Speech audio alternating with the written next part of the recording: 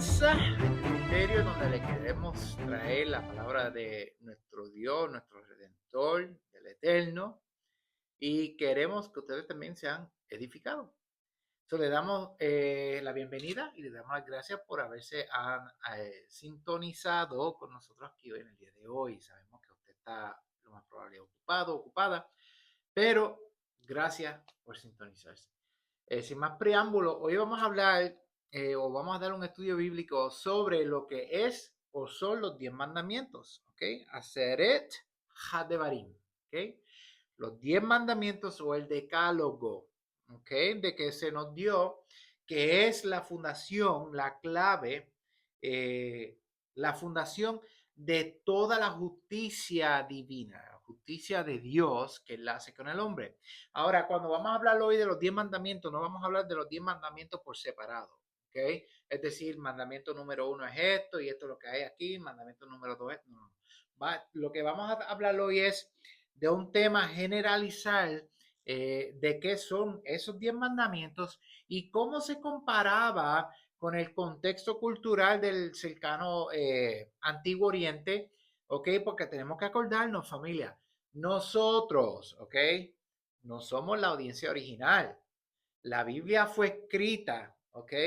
La Biblia no fue escrita a nosotros, pero sí fue escrita para nosotros. En otras palabras, la audiencia original es Israel.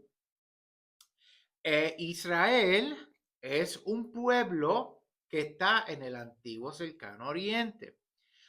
Tenemos que ver cómo es que la cultura de aquel entonces, o nos tenemos que transportar alrededor de 3.500 años atrás. Ponle, más o menos alrededor de esa fecha. Vamos a ir atrás en el tiempo, 3.500 años más o menos, y vamos entonces a ver y a hacer este estudio concerniente a los 10 mandamientos y cuál era las similitudes con las otras culturas y cuál era el contraste para que usted entienda cómo es que el único y verdadero Dios es diferente de las demás culturas. ¿Ok? Vamos a seguir. La introducción, el propósito de este estudio. Los 10 mandamientos no fueron entregados como una simple lista de reglas morales, ¿ok? Sino como palabras de pacto, convenio, dirigidas a un pueblo recientemente liberada. En su contexto histórico, estos mandamientos forman parte del lenguaje político, social y espiritual del antiguo cercano oriente, pero al mismo tiempo lo transforman radicalmente. Acuérdense, familia, que en aquellos entonces, siempre a través de la historia, hasta simplemente estos años recientes, y estamos hablando de 100, más o menos de 100 a 200 años para atrás. Pero hasta ese entonces, todos los gobiernos de la tierra eran dirigidos por los dioses, ¿okay? Por su creencia en los dioses. Obviamente, el único Dios verdadero es el Dios de Israel. Pero el aspecto social, político y religioso, todo era uno en lo mismo. Todo se corría por los dioses, ¿ok? A diferencia de otras leyes antiguas, la Torá vincula la obediencia no con el poder o el miedo, como hacían otras culturas, sino con la memoria de la liberación y la relación con el Eterno. Este estudio explorará los 10 mandamientos desde perspectivas judías y cristianas, situándolos en su entorno cultural original y mostrando cómo funcionaron como una carta fundacional de identidad, justicia y fidelidad. Al hacerlo, descubriremos que estas 10 palabras no solo regulan el comportamiento, sino que buscan formar un pueblo que viva en respuesta a la gracia, la libertad y la santidad de Dios. Comprender los 10 mandamientos dentro de su contexto histórico, cultural y teológico, utilizando fuentes judías y cristianas y situándolos firmemente en el mundo del antiguo cercano oriente. Este estudio enfatiza el pacto, la identidad y la formación ética, más que el simple cumplimiento de reglas, ¿okay? Como muchos tienen, que parece que estos son un legalismo. La Torah no es un legalismo, es un convenio con el Dios de Israel. ¿Ok? So, si usted se dice que tiene un convenio con el Dios de Israel porque aceptó a su hijo, pues por ende tiene que obedecer las reglas de la casa del Eterno, que son los mandamientos. Un ejemplo, usted tiene su casa, ¿verdad? Y usted, vamos a decir, cuando usted se criaba en su casa, sus padres tenían reglas. Si usted desobedecía esas reglas, ¿qué sucedía? Juicio, ¿verdad? Venía el cantazo con la correa o con la escoba, lo que sea. Pero si usted se comportaba, no había ningún problema. Igualmente eso es la Torah. ¿Okay? Cuando usted viene y dice que usted acepta al Dios de Israel porque aceptó a su hijo como su salvador, el quien vino por los pecados de nosotros, murió y resucitó, pues por esa sangre preciosa, si usted acepta esa sangre preciosa que es rociada sobre su alma, ahora entonces usted eres entrado al convenio, eres injertado en contra de la naturaleza, como nos explica Rab Shaul o el apóstol Pablo, ¿ok? Y ahora hay reglas que Dios establece en su casa, en su cuerpo, para que se mantengan. Y la base de todas esas reglas se llaman los 10 mandamientos. ¿Ok? Los 10 mandamientos es la base. So, en Salmos 12:3 dice, si la fundación, ¿ok? Es removida, ¿qué ha de ser el justo? Lo único que va a haber es injusticia. Por ende, Dios tiene que establecer reglas, un reglamento para que el hombre pueda convivir con el otro hombre y pueda tener una relación con el Altísimo. Todo. ¿Ok? Muy fácil de entender, ¿verdad? Cuando escucha, ahora yo quiero hacer esta pregunta, cuando usted escucha la frase de los 10 mandamientos, ¿qué es lo que a usted le llega a su mente? Con la indoctrinación que le han hecho, la lavada de cerebro que le han hecho a las personas en el cristianismo. ¿Qué es lo que llega a su mente? Ah, que eso son reglas, eso son leyes, eso es eh, lo que sea. O llega, bueno, es una relación, tú sabes, hay que cumplirla, lo que sea. Oh, yo me identifico con los 10 mandamientos, pero no sigo esto, no sigo. Cuando se dice la palabra los 10 mandamientos, ¿qué es lo que le llega a su mente? ¿Okay? Ahora, cuando nosotros leemos en donde se nos da en la Torá, los 10 mandamientos en el libro de Éxodos, capítulo 20, nosotros vemos claramente que ahí poco a poco nos está el Eterno dando a nosotros qué es lo que Él requiere y cuáles son los mandamientos que Él quiere para su pueblo. Ahora, notas de enseñanza que cuando nosotros leemos Éxodos 20, es que en el hebreo los mandamientos se llaman Aseret Hadevarim, es decir, las 10 palabras. ¿Okay? Este lenguaje enfatiza las palabras habladas y la relación, no solo legislación. En otras palabras, es una relación porque es un convenio que el pueblo está haciendo directamente de tú a tú. Es como cuando usted se va a casar y usted está delante del cura, del sacerdote, del pastor, y usted está diciendo sus votos hacia su esposa y su esposa hacia usted. Y entonces ahí ustedes están haciendo un convenio delante de Dios y delante de los testigos que están ahí de que ustedes van a tratar de cumplir esos votos. Pues exactamente lo que está sucediendo en el monte Sinai. ¿Ok? El Eterno está dictando sus votos y el pueblo está aceptando, en este caso. ¿Ok? Que es un contrato de casamiento, por así decirlo, entre el único Dios verdadero y el pueblo prometido, en la cual se le había prometido a Abraham de que su simiente iba a ser como la luna, como las estrellas del cielo, como la tierra, como el polvo de la tierra y como la arena del mar. ¿Ok? Aquí ahora se está haciendo un cumplimiento de esas palabras que el Eterno le había prometido a nuestro padre Abraham, a nuestro padre de la fe. ¿Okay? Un casamiento es un contrato legal. ¿Okay? En la tradición judía, estas palabras resumen toda la Torá, no la reemplazan. En otras palabras, los 10 mandamientos es la fundación de los demás mandamientos que progresivamente se nos van a estar dando durante la Torá siga caminando. Cuando están construyendo el templo, ¿ok? Cuando entonces empieza el sacerdocio, cuáles son los requerimientos del sacerdocio, de los levitas, su función, su trabajo en el tabernáculo, las ofrendas, cómo se deben de hacer, las fiestas, qué fechas, qué animal se sacrifica, ¿ok? En cuestión del Shabbat, cómo se debe de hacer el Shabbat, ¿ok? Cómo se debe de cumplir, qué sacrificios hay durante el día de Shabbat, en el día de expiación, Yom Kippur, cuáles son, tú sabes, todo esto poco a poco es que nosotros vamos a ver las reglas o los mandamientos del Eterno poco a poco desarrollarse a través de la Torah. ¿Okay? La idea clave es que Dios habla antes de que el pueblo de Israel actúe. La obediencia nace de la relación, no del temor. ¿Ve? Una relación, ¿para qué? Una relación sea fructífera.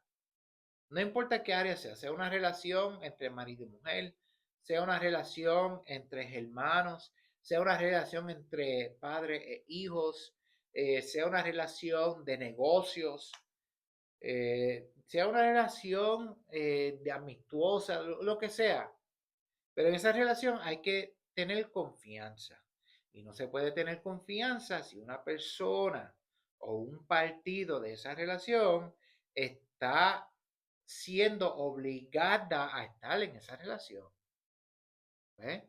La relación tiene que ser mutua. No puede haber una relación por temor.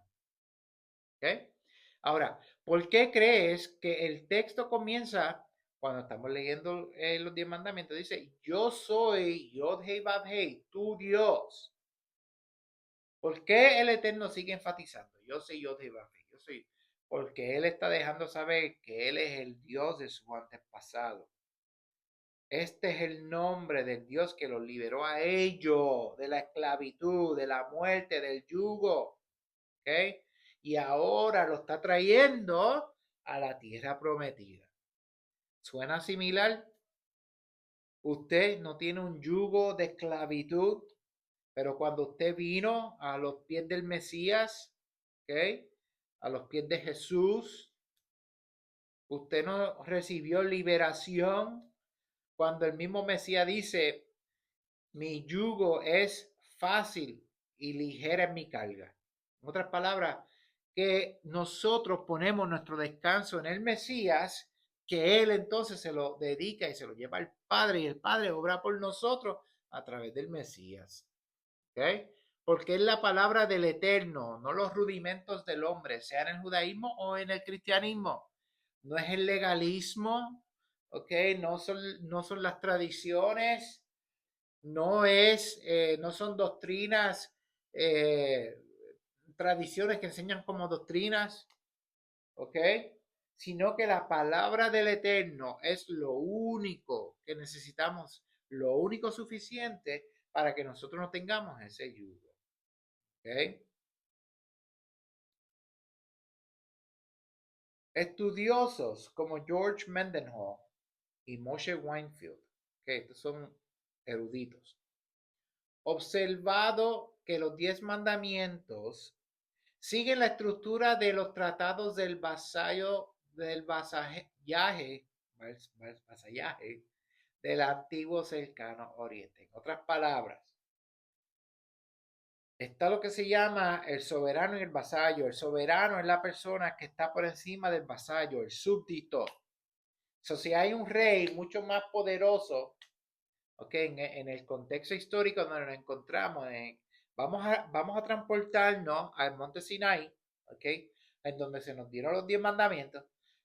Ahí, en ese apogeo, en el imperio más grande y más poderoso que existía en ese momento era Egipto. Y aunque Egipto recibió un golpe completamente difícil y fue juzgado por el Eterno, Egipto seguía siendo el reino soberano sobre todo Canaán, ¿ok? Y todo sobre toda la área de Norte África y área Saudita Arabia, donde se encuentra el monte Sinaí, ¿ok? Donde estaban las planicies de Moab, donde estaban los madianitas, todo eso, ¿ok? Ahora, los elementos comunes que tiene la Torá con los tratados del antiguo cercano oriente son los siguientes. Y los elementos, y después vamos a ver los contrastes. ¿Okay? Los elementos comunes son que el preámbulo es que en el antiguo cercano oriente, cuando había un soberano y un vasallo, había una identificación de quién era el rey soberano. En este caso, el rey soberano es Yod-Hei Vav-Hei. ¿Okay? Jehová, como ustedes lo conocen. ¿Okay? Ese es el Dios soberano. El prólogo histórico es lo que el rey ha hecho por el vasallo. En este caso, el prólogo histórico de Israel es cuando él dice que te saqué de la tierra de Egipto. Yo, Jehová, te saqué de la tierra de Egipto. Tu Dios. ¿Okay? Las estipulaciones son las expectativas de la lealtad. En este caso, son las 10 palabras. So, si queremos ser leal a Dios, al Eterno, tenemos que cumplir los 10 mandamientos. ¿Okay? Es lo que nos dice. No cumplir 9, ¿okay? Porque todo el mundo dice que cumple los 10 mandamientos, pero no guarda el sábado. ¿Okay? Ahora, vamos a ver el contraste. El contraste clave con el antiguo cercano oriente. Otros reyes exigían obediencia por su poder, pero Yod-Hei Vav-Hei, el Eterno, Adonai, Hashem, ¿okay? Exige lealtad basada en la liberación. Piensen en eso. ¿Qué ha hecho el Eterno por ti? ¿De qué te ha librado el Eterno por ti? Que Él merece tu lealtad. Porque muchas veces las personas que se encuentran en crisis solamente buscan a Dios cuando están pasando por situaciones difíciles. Y después, al pasar del tiempo, cuando el Eterno, cuando Dios les arregla sus problemas, ellos siguen su rumbo, siguen su camino. Y sigue el ciclo.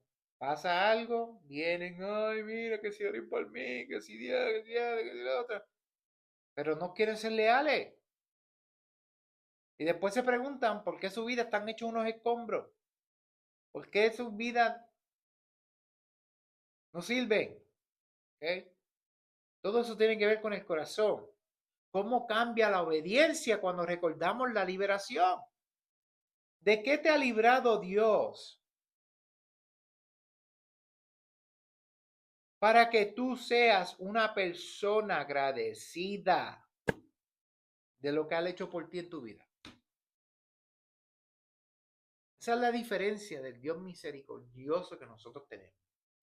Nosotros le tenemos a un Dios que Él da esperando. Él no te va a forzar. Porque nuestro Dios, el Dios de Israel, es un Dios caballeroso, de amor, de piedad, de justicia. Él es veraz. Él no te va a forzar la mano. Si tú quieres venir a donde Él te va a cuidar, te va a guardar, te va a proteger. El momento que tú lo niegas, pues ya tú le abres la puerta a los otros dioses de esta tierra. Y entonces ellos van a hacer contigo lo que le den la gusta y gana. ¿Por qué? Porque tú ahora no le perteneces al Eterno, porque lo has rechazado a Él. Por eso es que Juan, la primera carta de Juan, primera de Juan, capítulo 3, versículo 4, dice que todo el que peca es del diablo. ¿Ok? Porque el diablo ha pecado desde el principio. Y eso es lo que pasa con muchas personas. Que muchas personas vienen a Dios solamente cuando lo necesitan. Y cuando todo se mejora por un poquito, se va. Pues sigue tu camino, que tu papá es el diablo. Después no estés llorando cuando te estén tratando a ti, cuando exigen. Y el enemigo y los dioses de esta tierra te estén tratando y arrastrando tu vida por este mundo. Y después te empiezas a llorar, ay, hermano, ora por mí, no. I'm sorry. Mira, familia, es que yo soy, es que yo no, yo soy celoso con el Eterno, ¿ok? Y yo amo al Eterno tanto que a veces las estupideces de la gente, yo en mi corazón no quiero tener piedad. Por mí, que se fastidien. En serio, estoy siendo bien honesto con usted, que me está viendo. Por mí, si usted tiene conocimiento de quién es Dios, los prodigios, las maravillas que Él hizo en tu vida, y tú le diste la espalda por X razón, y después tú quieres venir a donde mí, después que el Eterno ha tratado una y otra y otra y otra, y uno orando y uno ayudando y uno... Llega un momento que uno como humano, como hombre, uno dice, mira que se fastidie. Te lo estoy diciendo bien claro, yo no soy Dios, yo siento, yo padezco, pero tampoco a mí no me gusta el abuso que la gente tiene con el Eterno. Si usted está caído, levántese, que usted puede. O si usted se ha alejado de Dios, usted puede llegar. No hay nada que lo impide. Si es que realmente usted quiere que Dios obre en su vida.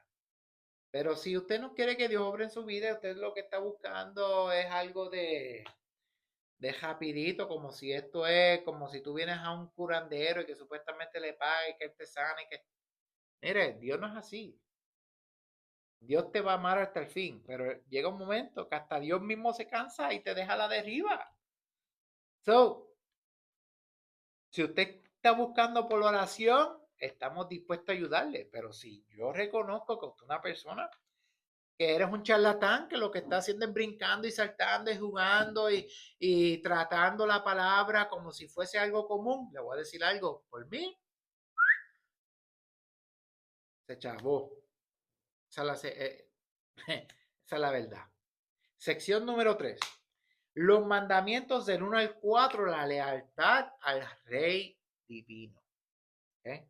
Estos mandamientos se enfocan en la lealtad exclusiva. Estos primeros 4 mandamientos es una lealtad exclusiva entre tú y el Padre, el Eterno. ¿Okay? Número 1, no tendrás otros dioses. Es una lealtad espiritual y político, porque en el cercano Antiguo Oriente los dioses gobernaban lo que la política hacía. Por eso es que los reyes siempre tenían sacerdotes, porque antes de que los reyes fueran a guerra o iban a determinar una dictación en contra de un pueblo o a favor de un pueblo, ellos primero querían hablar con los astros, con los cosmos, con los dioses que gobernaban, y entonces los sacerdotes venían y le decían, Dios tal nos habló y dijo que esto le place y que tal, tal, tal, tal, tal, tal. ¿Okay? Porque todo era uno y lo mismo. En este caso no hay diferencia. ¿Okay? En la Torá, la política es rigida por el Eterno. ¿Okay? No imaginas, es decir, Dios no puede ser controlado ni localizado. No puedes tener una imagen porque Dios es todopoderoso. En los tiempos de antes, las personas pensaban que cuando ponían un ídolo, que ese Dios que ellos adoraban, el espíritu de ese Dios, estaba dentro de esa imagen, de ese ídolo. Y hasta el día de hoy esas cosas se ven. Tú vas a la India, ¿ok? Tú vas a la India y en la India hay estatuas que a la gente le traen leche y las estatuas se las beben. Y no hay ningún agujero ni nada por donde se aparece No, no, no. Es la estatua se la bebe. ¿Por qué? Porque esos son entidades espirituales, son demonios que están poseyendo esa estatua para confundir a la gente. Y la gente cae en esa mentira, en esa falsedad. Ese es el propósito del enemigo, familia. Mira, yo soy un observante de la Torá, pero la realidad es que hay dioses y esos dioses son regidos por un líder que la palabra llama, la Torá llama el Hasatán. El adversario. Y ese adversario no solamente es un título de un ángel, pero también es uno en específico, que literalmente está aquí gobernando el mundo, gobernando este reinado terrenal, para engañar, para mentir, para matar a las personas. Ese es su propósito. Número 3. El nombre de Dios representa autoridad y carácter. Acuérdense, Dios tiene muchos nombres y cada nombre diferente es un atributo al Eterno.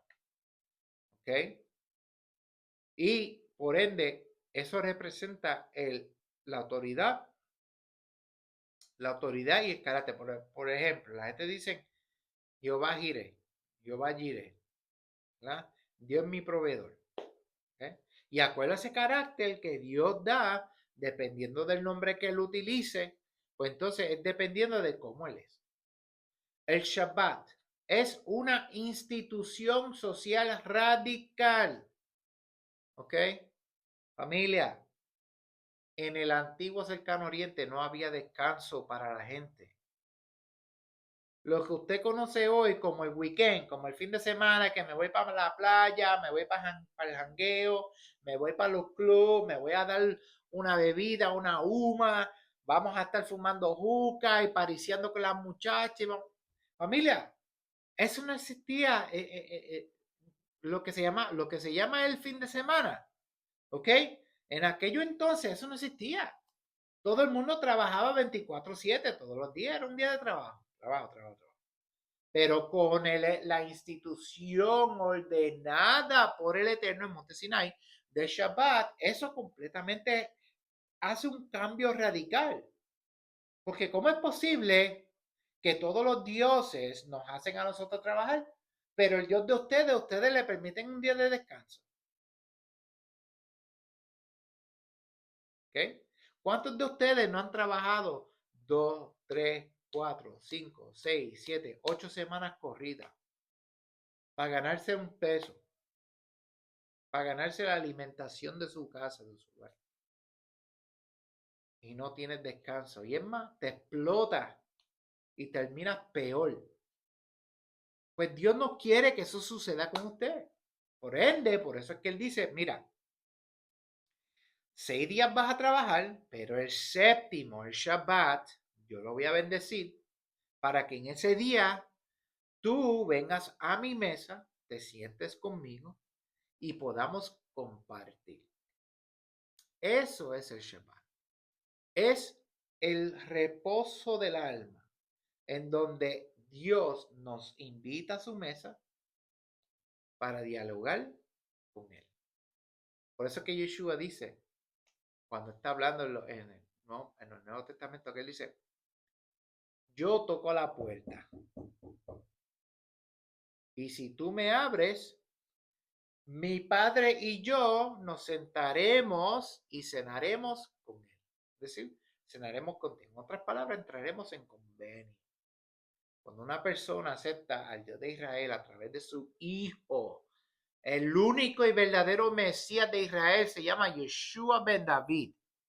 ¿Ok?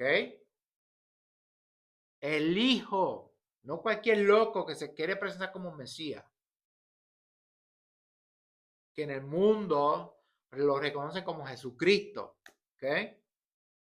Ese es el verdadero, de que le han dado, de que han cogido a Jesucristo y lo han sacado de su trasfondo cultural y lo han convertido en un dios pagano romanizado, con una toga. Y eso es una cosa. ¿Ok? Eso es otra cosa. Pero el verdadero Mesías se llama Yeshua ben David, hijo de David. ¿Ok? De la casa de Judá, que un día y pronto vendrá en las nubes de gloria. ¿Ok? Las culturas vecinas usaban ídolos como morada de los dioses. Bueno, ya eso yo se lo expliqué a usted en cuestión de los hindú, lo que hacen allá en India. De igualmente en México hacen lo mismo. ¿Ok? con la Santa Muerte. Tiene un esqueleto ahí porque supuestamente son demonios de jerarquía. Lo único que es eso. So, en donde usted vea esos cuadros, esas estatuas de San Miguel de Antorcha, eh, San Miguel o el niñito de Antorcha, San Judas, San Tadeo, todo eso es brujería, santería, todo eso, familia, todo es lo mismo, no cambia. Desde los tiempos de la antigüedad hasta el día de hoy es lo mismo. ¿Okay? El Dios de Israel no tiene imagen. ¿Okay? Porque los seres humanos llevan su imagen. Por eso es que el 1, en Génesis capítulo 1, cuando él dice, vamos a crear al hombre a nuestra imagen y semejanza. Nosotros, el hombre, la humanidad, es la imagen del Eterno. Pero ¿qué pasa? Que el hombre se ha corrompido y por ende no lleva la imagen de Dios correctamente. Porque la imagen de Dios es paz, es amor, es justicia, es bondad. Pero ¿qué hace el hombre? Mata, destruye, roba, hurta. Porque es un hombre que ha caído. Pero por eso es gracias le damos al Eterno que envió su palabra, su logos, el verbo, para que entrara en este plano terrenal y entonces naciera, caminaba entre nos, que caminara entre nosotros, predicara entre nosotros, ¿ok? Enseñar, que entonces muere y al tercer día resucita y es a través de esa sangre preciosa que entonces nosotros tenemos nuestro Redentor, que somos redimidos, comprados a precio de sangre. Y por eso es que nosotros cuando venimos a la lealtad del convenio del Eterno, tenemos que entonces ser como Él. Amar a nuestro prójimo como a ti mismo. Eso es la imagen. Por eso es que Yeshua se le llamó el segundo Adán, el hombre perfecto, el quien vino a restaurar el primero. ¿Eh? Qué bello. ¿Eh? Gracias le damos al Eterno. Nosotros somos esa imagen. Debemos de ser esa luz. Lo que Yeshua decía, ¿quién enciende una lámpara y la pone debajo de la mesa? No, tú la enciendes y la pones en un lugar alto para que todo el mundo lo vea. Es decir, que nosotros, nuestra luz en medio de las tinieblas, tiene que resplandecer para que las personas vean a Dios en ti. Eso es ser imagen de Dios. ¿Okay? Perspectiva sobre el Shabbat. No existe paralelo en el antiguo cercano oriente donde esclavos y animales descansen. Exactamente. Eso era una innovación solamente del Eterno. Ninguna cultura, todo el mundo, como se lo digo, animal y hombre, trabajaban, eran esclavos 24/7. Pero el Shabbat dice que el día de reposo, ni tu esclavo, ni tu esclava, ni tu animal, todo, ni tu esposa, todo lo que estén en tu casa tienen que reposar, descansar ese día. Es un día de reposo. ¿Ok? El Shabbat confronta la explotación económica y afirma la dignidad humana. Familia, ¿qué dijo Yeshua? ¿Cuál es el problema de la humanidad? El problema de la humanidad es que el mismo hombre ha establecido sistemas en la cual permanecen a las demás personas esclavizadas trabajando. Entonces el dinero no le da. Entonces las personas por necesidad acuden a hacer cosas que no deben de hacer, que van en contra de los principios morales, ¿ok? De las Sagradas Escrituras y de la humanidad. Porque por dinero las mujeres se prostituyen, por dinero los hombres matan, por dinero los hombres venden droga. Por dinero el hombre está saliendo hoy en día, y Dios, que sigan saliendo estas pocas vergüenzas, de las personas que secuestran a niños para abusar sexualmente de ellos, mantenerlos esclavizados. Después los matan, le quitan los órganos y desechan el resto del cuerpo y los desaparecen. Familia, ¿realmente estamos cumpliendo con la imagen de Dios de ser justicia y bondad? ¿O estamos nosotros haciendo el trabajo del enemigo? Si estamos haciendo, si el hombre, la humanidad, por lo general está haciendo el trabajo del enemigo, que es matar, robar y destruir, entonces, ¿de qué imagen, qué representa entonces el hombre? ¿Está realmente Dios en la vida de esas personas? No.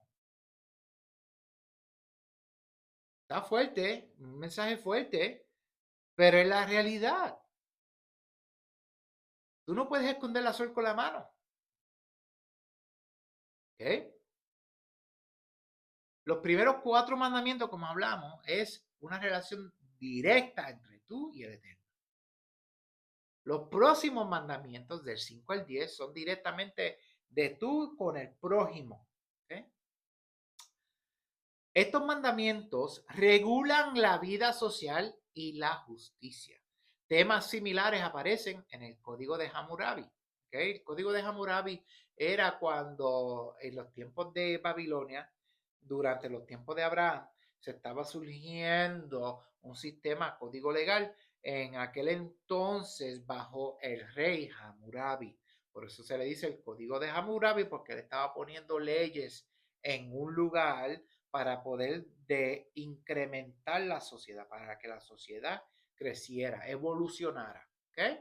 Si usted quiere estudiar más de eso, del antiguo Cercano Oriente, busquen, hay un libro también que lo venden, Código de Hammurabi, pero indaguen, que es bien interesante muchas de las cosas. Pero hay similitudes, obviamente, porque estamos hablando de culturas similares, ¿ok? De la misma región, pero no es lo mismo, ¿ok? Hay temas similares que aparecen en el Código de Hammurabi, como el asesinato, el robo, el adulterio. Pero una diferencia clave es que la Torá se aplica por igual a todos. Así es. En el Código de Hammurabi muchas veces, y en las leyes de los hititas, muchas veces le hacían más, le ponían más prioridad a los terrenos o a las personas de la alta sociedad. Que había injusticia como quieran, que hubieran leyes. Pero en este caso, el Eterno no hace diferencia ni del rico ni del pobre, ni del libre ni del esclavo, ni de la mujer ni del hombre. Todos para el Eterno somos iguales delante de sus ojos. Esa es la diferencia, que nuestro Dios sí es un Dios justo. Aunque en este mundo haya injusticia, la justicia sea pervertida, pero en el juicio de Dios, que es eterno, el juicio de Dios es justo y bondadoso. Por eso es que Él dice que Él le va a dar a todo el mundo acuerdo a su camino. Es decir, si usted aceptó al Señor y usted hizo obras por Él, Él va a pesar, como dice en Corintios, Él va a poner a prueba esas obras y las va a poner por fuego. Y si son obras que tú hiciste por Dios, que realmente no eran por Dios, sino eran más por ti, para que la gente te viera y te aplaudieran, vas a perder, vas a tener la salvación, pero vas a sufrir pérdida, porque tus obras no fueron honestas. Pero aquellos que hicieron obras honestas, dedicados directamente al Señor para que Dios reciba la gloria, entonces eso van a heredar gloria, ¿ok? Van a heredar oro, rubíes, es decir, un galardón, ¿ok? Especial para esas personas. De igual manera, si usted es un malvado, no eres un justo, es una diferencia. Un malvado es una persona que no ha sido justificada por la sangre del Mesías, y una persona justa es que han venido a la sangre del Mesías, aceptado el Dios de Israel a través del Mesías. ¿Ok? Esa es la diferencia. Ahora, un malvado no le pertenece al Eterno, le pertenece al rey de este mundo, al príncipe de este mundo, por así decirlo, a Satán. Y lamentablemente, el Eterno le va a entregar a esa persona su merecido. Tú y yo, nosotros no somos quien para juzgar a una persona. Nosotros estamos aquí para enseñarle quién es el Dios verdadero. El único que puede juzgar a una persona de vida o muerte es el Eterno. De que usted esté en la iglesia, vamos a decir, por ejemplo, usted está en la iglesia y todo el mundo está bien, pero usted ve que este hermanito, esta hermanita está decayendo, necesitan ayuda y usted se da de cuenta que ellos están haciendo cosas que están en contra de lo que dice la palabra. Pues entonces usted puede juzgar a esa persona con juicio justo, es decir, que usted puede ir a donde esa persona en privado y decirle, mire, fulano, fulana, mire, sabemos que usted está haciendo esto, queremos, si necesita nuestra ayuda, estamos aquí para ayudarle, que si esto, que si lo otro, bla, bla, bla. Pero usted no tiene el derecho para ir a donde esa persona y decir, tú estás condenado, que si tú te vas con el diablo, que si tú te vas para el infierno, tú no tienes ese derecho, ¿ok? Ese derecho solamente es reservado para el Rey de Reyes. Pero sí podemos jugar con justo juicio si vemos a una persona que está haciendo cosas indebidas, ¿ok? Pero para juicio de vida o muerte eterna, eso no te corresponde, ¿ok? Elementos únicos. No codiciarás. Aborda el deseo interno, no solo la acción externa. ¿Ok? Es decir, que cuando el Eterno dice que no codicies, no codicies a la casa de tu hermano, ni a la mujer de tu hermano, ni a las pertenencias de tu hermano. Cuando habla de no codiciar, la Torah está atacando no solamente la actitud, sino el corazón. Porque la persona cuando actúa, en su corazón, ya lo hizo. So, por ende, para evitar esas conductas, el Eterno va directamente al corazón. No codiciarás. ¿Eh? Eso es completamente una revolución, completamente distinto a lo que estamos acostumbrados en aquello entonces, como el código de Hammurabi, en el pináculo de la sociedad que era Egipto para aquel entonces, o los códigos cuando estaban los Hittite laws, las leyes de los hititas, que pues están tomando juicio de acuerdo a lo que la persona hizo, pero el Eterno para prevenir de que una persona vaya a juicio, pues él prefiere que esa persona en su corazón, aquí está. El Eterno es el Eterno. El Eterno ataca directamente a donde tiene que atacar, porque él sabe. Él es el todopoderoso, el que todo lo sabe, el que todo lo ve. ¿Okay? La ética pasa del control del comportamiento a la formación del corazón. Acuérdense, el Eterno lo que está buscando son por hombres y mujeres que tengan una moralidad justa. Eso es lo que busca el Eterno. Fuera y dentro del cuerpo. En otras palabras, usted llegó a los pies del Mesías porque usted fue una persona que aceptó, porque supo que en su corazón usted era un malvado y necesitaba un redentor. Y ahora usted está dentro del cuerpo del Mesías, como lo explica Pablo, ¿verdad? En 1 Corintios. ¿Ok? Entonces, ¿qué sucede? Que hay personas que están fuera del cuerpo, es decir, personas malvadas, pero que son personas justas, que tienen un buen corazón. Bueno, el Eterno está buscando a esas personas perdidas y está buscando a personas dentro del cuerpo para que vayan y alcancen a esas personas en la oscuridad. Porque el Eterno está atacando y buscando el corazón. Al Eterno le importa el corazón del hombre, porque es ahí en donde él va a hacer el convenio. ¿Ok? ¿Por qué crees que Dios se interesa por los deseos, no solo por las acciones? Porque está buscando el corazón. ¿Ok? Ahora vamos a hablar de las tablas de piedra y la memoria sagrada. Escritas en piedra están los 10 mandamientos. Están escritas en dos tablas de piedra. ¿Ok? Que significa permanencia y autoridad. Y esas dos tablas estaban escritas, son dos tablas, ¿por qué? Porque en el antiguo Medio Oriente, cuando se hacía un tratado entre un soberano y un vasallo, los dos partidos tenían que tener el mismo tratado, como evidencia de que hay un convenio. Por eso es que hay dos tablas, porque una tabla es del Eterno y otra tabla es para Israel. ¿Ok? Y las dos tablas estaban escritas por la frente y por atrás igualmente.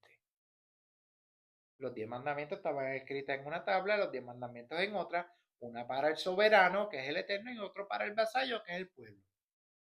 Nosotros somos el vasallo, usted y yo.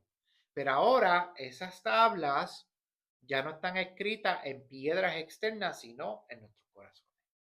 A través del Espíritu de Santidad que solamente proviene a través de aceptando el único y verdadero Mesías, que es el Mesías de Israel, Yeshua, o reconocido en el mundo como Jesús. ¿Okay? Los tratados del antiguo cercano oriente se guardaban en templos. En este caso, también se guardaron en el tabernáculo. ¿Ok? En el tabernáculo, porque estaban en donde, estaban escritas en el lugar, estaban escritas, fueron puestas en el lugar, en el Sancta Sanctorum, en el lugar santísimo. ¿Ok? En el arca. Ahora, las tablas de Israel se guardan en el arca sin imagen. Están dentro del arca. ¿Okay? En donde el arca representa el trono. ¿Okay? Es una representación del trono del Padre. ¿Okay?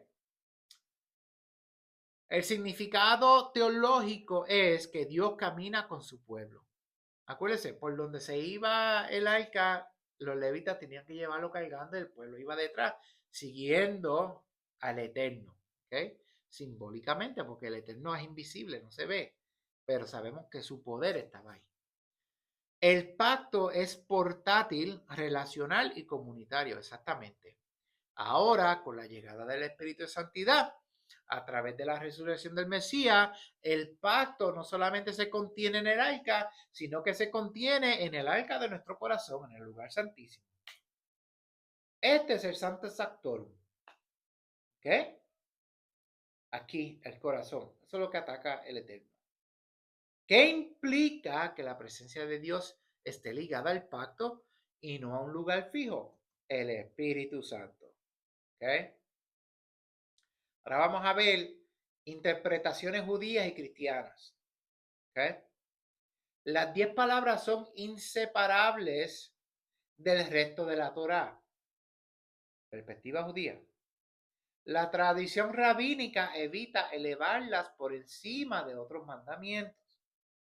Y la obediencia ética responde a la compasión divina. La perspectiva cristiana, hablando de los 10 mandamientos, es que son afirmadas por Jesús y los apóstoles, exactamente. El sermón del monte, el famoso sermón del monte, Mateo 5 al 7, es una elevación hermosa, divina de los 10 mandamientos, del convenio, del pacto. ¿Okay? Son interpretadas desde la transformación interior. Eso es lo que vino Yeshua. A que el pueblo viera la Torá de unos ojos más que lleguen al corazón, porque el pueblo estaba sufriendo por el yugo del liderato corrupto que había. ¿Okay? Y en etapas posteriores se conceptualizaron como ley moral universal. Y es así. Los 10 mandamientos es una ley moral universal. ¿Qué corte? ¿Qué corte en el mundo de todas las naciones? ¿Qué corte en el mundo no tiene, aunque sea uno de estos mandamientos como uno de sus leyes? Por ejemplo, no matar, no robar. ¿Ok? Esas leyes no están ahí. Cada gobierno tiene que tener un tipo de juicio. Si tú matas a una persona en cualquier país del mundo, ¿no van a venir policías y arrestarte? Pues entonces, pues la ley está. ¿Ok? Porque esto es un código civil para que tú puedas convivir con el ser humano. ¿Ok? Vivir el pacto hoy. ¿Ok? Si la obediencia nace de la gratitud, si estamos agradecidos por lo que el Eterno ha hecho en nuestras vidas, entonces mi respuesta a la gracia de Dios debería verse como tal.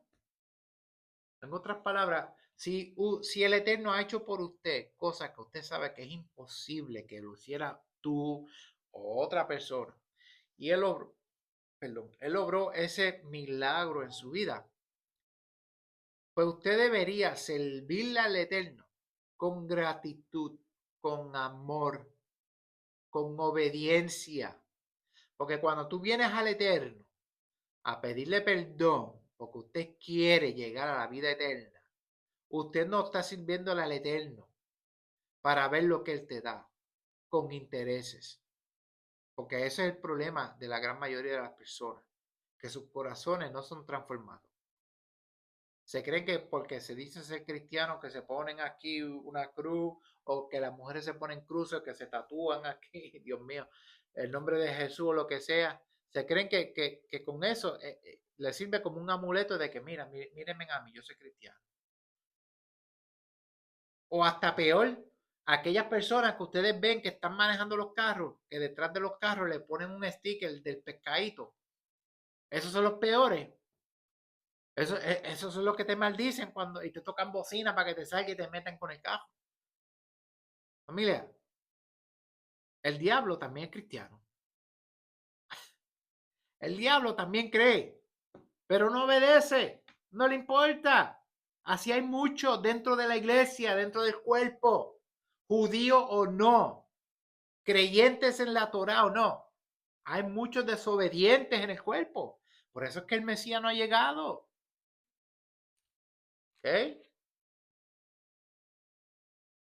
Debemos de tener gratitud por la liberación del yugo que nos permanecía a nosotros atados a esta tierra, a este mundo. Sabiduría para vivir en pacto. El Eterno nos da su espíritu para que podamos entender qué es lo que Él requiere de nosotros. Y nos da compromiso cuando entramos con Él, con la justicia y la fidelidad. Porque Él es fiel. Ahora la pregunta es, ¿nosotros somos fieles a Él? Absolutamente no. Porque flaqueamos, fallamos, nos caemos a cada rato. Pero Él es fiel a levantarnos una y otra vez. Eso habla de la compasión. Un Dios misericordioso. Ahora usted, ¿piensa igual o usted solamente le sirve a Dios por interés? Porque está buscando un macho o está buscando una mujer o quiere que el Señor le dé un trabajo para ganarse unos chavitos.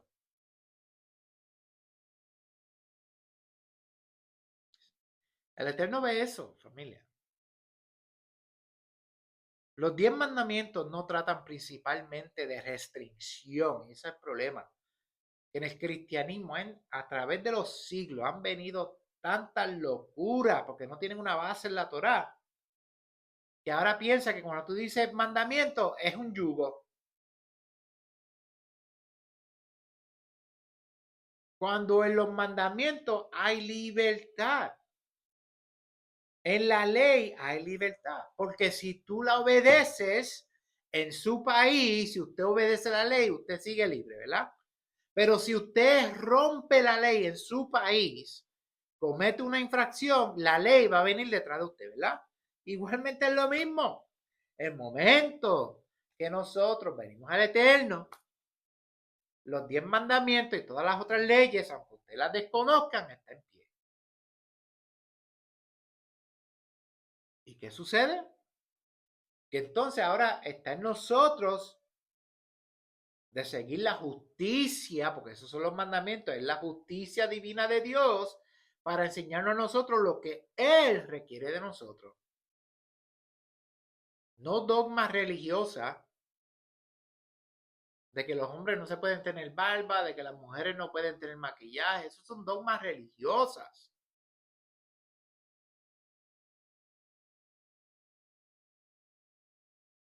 Los 10 mandamientos no tratan principalmente de restricción, sino de formar un pueblo marcado por la libertad, la memoria y la santidad, porque los mandamientos es los que nos mantienen en la santidad. No, es que yo tengo el Espíritu Santo. Léete Romanos capítulo 8, cabezón. Romanos capítulo 8 nos habla a nosotros de caminar y andar por el Espíritu.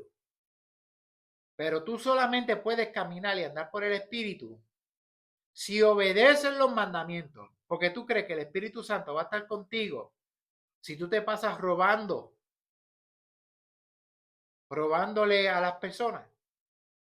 Le robaste al banco, le hiciste un préstamo falso y ahora tienes dinero falso. ¿Tú crees que el Espíritu Santo está contigo? ¿O tú crees que el Espíritu Santo también está contigo cuando tú estás por ahí difamando a las personas? Porque eso es una forma de asesinato. El asesinato no solamente es físico, sino espiritual. Porque si tú coges una persona y avergüenzas a una persona en público, por tú engrandecerte y verte bien, un pavo real, como hacen estos predicadores charlatanes de hoy en día, tú has cometido asesinato. ¿Tú te crees que Dios, el Espíritu Santo, está contigo? Los mandamientos nos mantienen la comunión con el Espíritu, para que entonces el Espíritu pueda trabajar en nosotros y nosotros poder caminar hacia adelante, para llegar a la meta. Mira, yo no sé, yo creo que el Eterno ha hablado. Si usted no ha captado el mensaje, yo le oro que el Eterno le abra los oídos y que le abra esa mente y que le rompa ese corazón de piedra que tiene. Pero yo creo que está claro. Y aquí, como yo dije, aquí venimos para enseñar la palabra. Aquí yo no vengo por ninguna dogma religiosa, no me interesan las denominaciones, no me interesa el cristianismo, ni me interesa el judaísmo. A mí lo que me interesa a mí es lo que es justo, la justicia, ser un justo juez. Porque hay cosas buenas y bellas en el cristianismo. Hay cosas buenas y bellas en el judaísmo. Pero también hay locuras y cosas feas en el cristianismo y en el judaísmo. Y aquí en el Evangelismo Esperanza, nosotros no jalamos ni de un lado ni para otro. Aquí es lo que diga la palabra a través del Espíritu. Y aquí lo dejamos con el lema del ministerio, Romanos 5:5, y la esperanza no avergüenza, porque el amor de Dios ha sido derramado en nuestros corazones por el Espíritu Santo que nos fue dado. Ojalá que esta enseñanza le haya abierto su corazón, su mente, sus ojos, y que usted puede empezar a caminar en convenio con el Eterno correctamente a través de sus mandamientos para que el Espíritu Santo siempre. Les amamos, cuídense.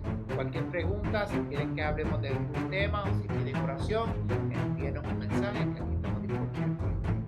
Que el Señor me los cuide, me los guarde y que su mundo resplandezca sobre ustedes. Les enviamos saludos, gracias y shalom.